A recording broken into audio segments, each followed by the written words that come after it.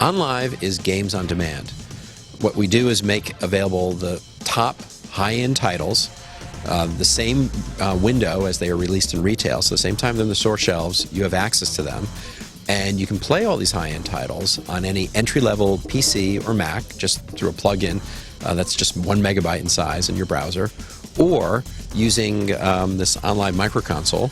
You can hook it up to your TV and have the exact same games available on your TV. Games on the TV and the PC and the Mac will be about 1280 by 720 at 60 frames a second, sometimes called 720p 60. The resolution is really limited by the speed of your broadband connection. So if you have what's called a 5 megabit connection, which probably is actually delivering about 4 megabits a second, then no problem running HDTV. If you're, have a slower connection, we'll gradually lower the resolution all the way down to, if it's a 1.5 megabit connection, which you're probably getting 1.2 megabits out of, then you'll be down to standard definition TV resolution, which would be like a Wii resolution. You can run any game that is made available on the platform by the publisher.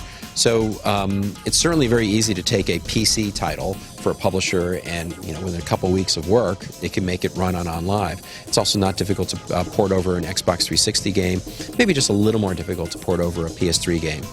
And then when it's on the service, it runs on the same games will run on a PC, Mac, or television seamlessly.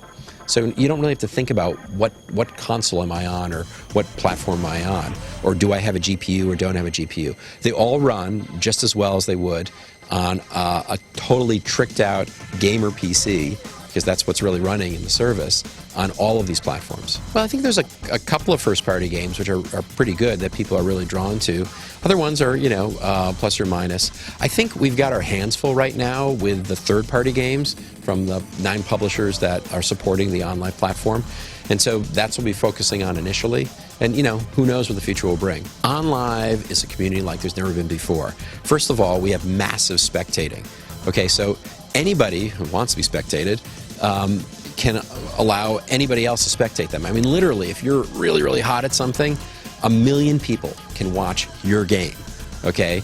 And you'll tell you how many people are watching you. And you can go and just check out any game you want and see a really great player and see what their moves are in order to get through a level. It's just really, really great. I mean, one of the things that's frustrating about spectating today, there's only a few games that really support it, and you have to be running the game in order to spectate. Well, suppose you're not sure if you even want the game. I mean, the first thing you'd like to do is see someone play it. So we're enabling that now. And then some other community features are, of course, you can have a video of yourself and an avatar.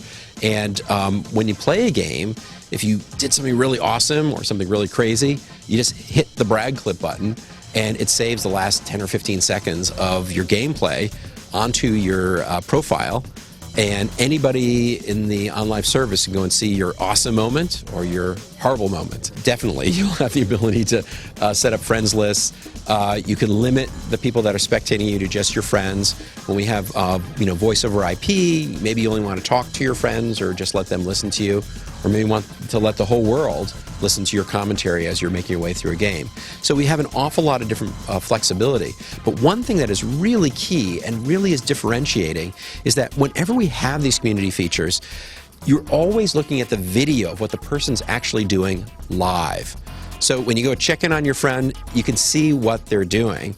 And you and your friend who are talking to each other can go watch some other player and comment what you want back and forth. And that conversation carries between games, between levels, and so forth.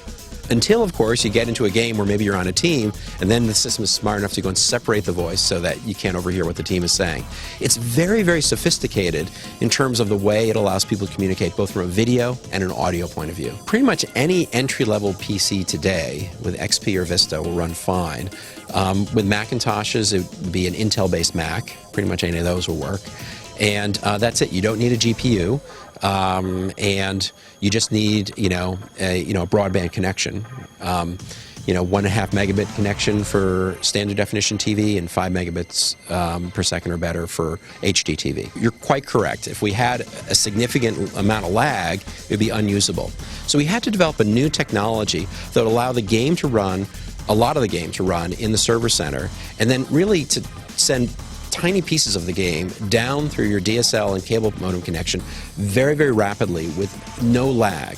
So essentially what happens when you hit a button on your controller or on your keyboard, it goes up through the internet to our server center, the game will figure out the next frame, and then it zips back down, and your computer screen or your TV screen updates so fast that perceptually it's as if the game is running right there. It's really, really cool. It's a brand new technology. Took 7 years of development to get it to where it is.